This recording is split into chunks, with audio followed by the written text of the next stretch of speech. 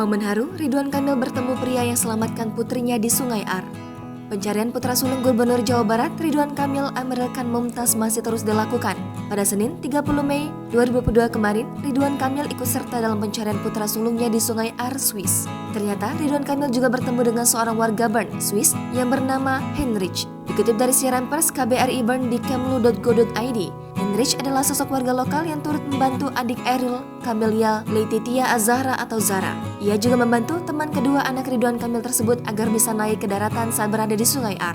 Dalam pertemuannya dengan Ridwan Kamil, Heinrich turut menyampaikan simpati mendalam kepada suami Atalia Praratia tersebut. Heinrich juga menerima apresiasi dan rasa terima kasih dari keluarga Gubernur Jawa Barat itu. Dalam foto yang diunggah di kemlu.go.id, tampak Heinrich yang memakai jaket warna hitam memeluk Ridwan Kamil.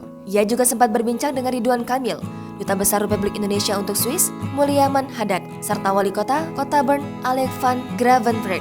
Diketahui, Eril dinyatakan hilang setelah terseret arus Sungai Ar Bern, Swiss saat berenang pada Kamis 26 Mei lalu, siang hari waktu setempat. Kesendirian, Eril berenang bersama sang adik Zara serta seorang temannya. Namun, kejadian tak terduga terjadi begitu saja.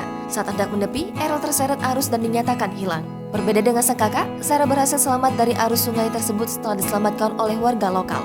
Sementara itu, Ridwan Kamil mengatakan pencarian terhadap sang anak Eril masih terus dilakukan. Ia pun meminta doa kepada seluruh masyarakat terkait pencarian putra sulungnya yang karib disapa Eril tersebut. Hal tersebut disampaikan Ridwan Kamil lewat sebuah tulisan yang diunggah di akun Instagramnya. Suami Atalia Praratia itu juga berharap agar Allah Subhanahu wa Ta'ala memudahkan usaha yang telah dilakukannya untuk mencari Eril. Unggahan tersebut seketika langsung ramai oleh komentar para public figure serta warganet lainnya. Sebab ini adalah kali pertama Ridwan Kamil berkomentar langsung kepada masyarakat setelah kabar hilangnya sang anak. Jangan lupa subscribe, share, komen, dan like ya!